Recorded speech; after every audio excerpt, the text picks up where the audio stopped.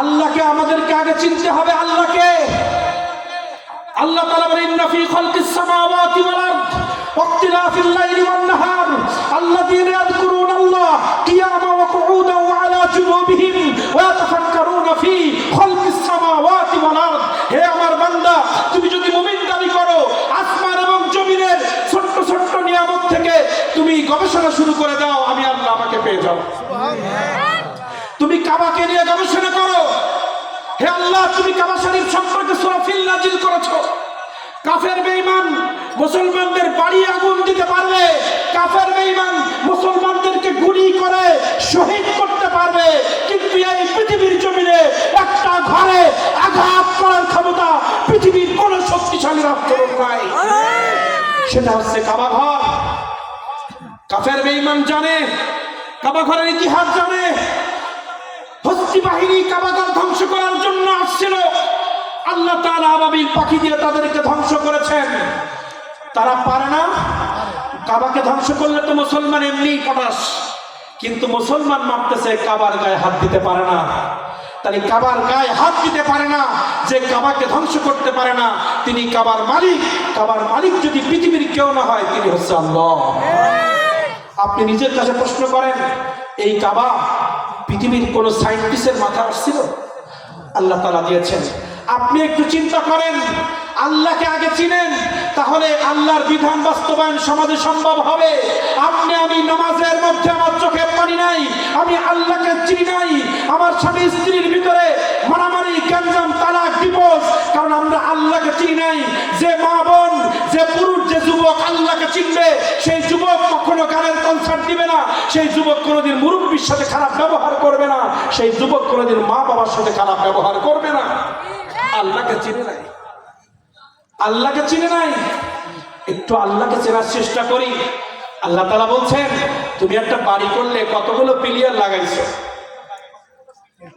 এই পৃথিবীতে হাজার কোটি কোটি বাড়ি আছে, কত হাজার কোটি কোটি পিলিয়ার দিয়ে বাড়ি করেছো। যে বাড়িগুলো আসমানের নিচে তোমরা থাকতেছো, এত বড় আসমান, কোনো খুঁটি লাগলো না। পৃথিবীর কোন ইঞ্জিনিয়ারকে আসমান তৈরি করেছে?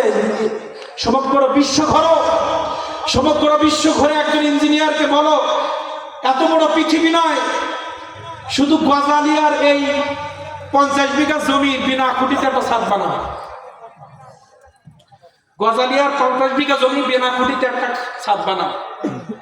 যদি কেউ না পারে, তা পৃথিবী তো পরে, এই বাংলাদেশকে যদি একটা ছাদ বিনা খুঁটিতে কেউ না দিতে পারে, তাহলে যিনি পারে তিনি কে? প্রশ্ন করতে হবে সমুদ্রের কিনারে গিয়ে, নদীর ধারে গিয়ে প্রশ্ন করতে হবে। আমাদের পাপের কারণে যে নদীগুলো বিলীন হতে চলেছে, আজকে সরকারি ভাবে লক্ষ লক্ষ টাকা খরচ করে নদী খনন হচ্ছে, কিন্তু ধরে রাখতে পারছে না। আর আল্লাহ বিনা টাকায় যে নদী আমাদেরকে উপহার দিয়েছিল, আমাদের পাপের কারণে নদী ভরাট হয়ে আমরা ডুবে যাই বন্যার সময়। একটা নদীকে উপহার দিতে পারল না। আপনি বিকালের সময় সূর্য ডুবে ডুবে যায়, এমন সময় নদীর কিনারে বসে নদীকে প্রশ্ন করেন, হে নদী, তোমাকে কে সৃষ্টি করেছে? আপনার যদি আল্লাহর পথে, আল্লাহর উপরে বিশ্বাস থাকে, আপনার নদীর জবাব খুলে যাবে, আমার সৃষ্টিকর্তা আল্লাহ। আপনি পাহাড়ের কিনারায় যান, সমুদ্র সৈকতে গিয়ে চাঁদনি রাতে সমুদ্র সৈকতের পাশে বসে সমুদ্রকে প্রশ্ন করেন, এত ঢেউয়ের খেলা তোমাকে কে সৃষ্টি করেছে? সমুদ্রের ঢেউয়ের পাশ থেকে আওয়াজ চলে আসবে, আমার সৃষ্টিকর্তা আল্লাহ। সমুদ্র আল্লাহকে মানে, পাহাড় আল্লাহর ভয়ে কাঁদে। ফেরেশতা জিবরাইল যখন একটু একাকিত্ব মনে করে, আল্লাহর বড়ত্বের কথা ভেবে জিবরাইলও কাঁদে, আজরাইলও কাঁদে। পাহাড়ের কাছ দিয়ে অঝরে পানি ঝরতে থাকে আল্লাহর ভয়ে। নদীগুলো আল্লাহর ভয়ে থরথর করে কাঁপতে থাকে। মাঝে মধ্যে দেখবেন ভূমিকম্প, এটা ভূমিকম্প নয়, আল্লাহর ভয়ে পৃথিবী কম্পন সৃষ্টি হয়। ঠিক, তা আল্লাহর ভয়ে সমগ্র পৃথিবী কাঁপলো। আর আমাদের মাঝে কোনো ভয় নাই। আমরা মসজিদে আজান হলে দোকানে বসে থাকি, আমার স্ত্রীকে একটা বোরকা কেনার টাকা আমার কাছে নয়, সকালবেলা চা পান সিগারেটের টাকা আমার কোথার থেকে চলে আসে। 10 টাকা থেকে সিগারেট শুরু, 100-150 টাকার সিগারেট কেনার টাকা আমার পকেটে চলে আসে। কিন্তু যেটা কাফের বেঈমানরা তৈরি করেছে মুসলমানদেরকে মেধা শূন্য করার জন্য, গাজার উৎপত্তি হয়েছে, মদের উৎপত্তি হয়েছে, নাট্যগীতের উৎপত্তি হয়েছে এই মুসলমান জাতিকে মেধা শূন্য করার জন্য। সেই মেধা শূন্য আপনি দুনিয়ায় মেধা শূন্য জীবন যাপন করছেন, মৃত্যুর পরে জাহান্নামে যাবেন। আপনার জীবন নিজেই নষ্ট করছেন নিজের টাকা দিয়ে। আর যে বোরকার মধ্যে জান্নাত, যে পিতামাতার খেদমতের ভিতরে জান্নাত, যে হালাল ব্যবসার ভিতরে জান্নাত, হালাল চাকরির ভিতরে জান্নাত, যে নামাজের সিজদার ভিতরে জান্নাত, এটা আমাদের খবর নাই, কারণ আমরা আল্লাহকে চিনি নাই। আল্লাহ তাআলা বলছেন আল্লাযী খালাকা সাবআ সামাওয়াতিন তিবাকা মা তারা ফী খালকির রহমানি মিন তাফাউত ফারজি'ল বাসারা হাল তারা মিন ফুতুর সুম্মা আরজি'ল বাসারা কাররাতাইনি ইয়ানকালিবু ইলাইকাল বাসারু খাসিয়া ওয়া হুয়া হাসীর। হে পৃথিবীর বান্দা, তুমি আমাকে চিনতে পারো নাই, তুমি আকাশের দিকে তাকাও, আকাশের দিকে তাকিয়ে চিন্তা করো এই 7টা আসমান স্তরে স্তরে কে সৃষ্টি করেছে। তুমি তাকিয়ে থাকো, তাকিয়ে থাকো, দিনের পর দিন চলে যাবে, দিনের পর দিন চলে যাবে, তোমার চোখের আলো আস্তে আস্তে নিভে যাবে, নিভে গিয়ে তোমার চোখ আবার জমিনের দিকে ফিরে আসবে, কিন্তু তুমি আমার কুল কিনারা খুঁজে পাবে না, তুমি আকাশের মধ্যে কোনো চিত্রও খুঁজে পাবে না।